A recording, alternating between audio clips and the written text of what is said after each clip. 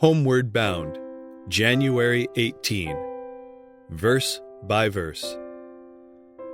Blessed are you, O Lord.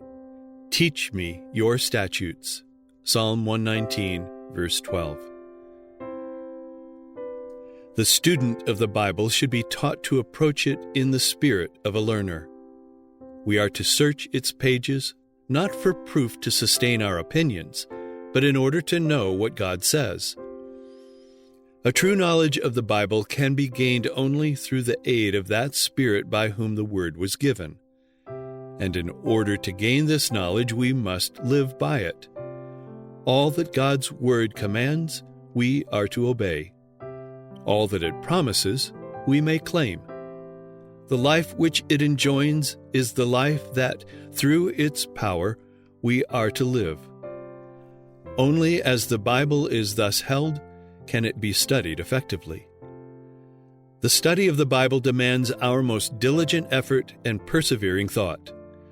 As the miner digs for the golden treasure in the earth, so earnestly, persistently must we seek for the treasure of God's Word. In daily study, the verse-by-verse method is often most helpful. Let the students take one verse and concentrate the mind on ascertaining the thought that God has put into that verse for them, and then dwell upon the thought until it becomes their own. One passage thus studied until its significance is clear is of more value than the perusal of many chapters with no definite purpose in view and no positive instruction gained. One of the chief causes of mental inefficiency and moral weakness is the lack of concentration for worthy ends. We pride ourselves on the wide distribution of literature, but the multiplication of books, even books that in themselves are not harmful, may be a positive evil. With the immense tide of printed matter constantly pouring from the press, old and young form the habit of reading hastily and superficially, and the mind loses its power of connected and vigorous thought.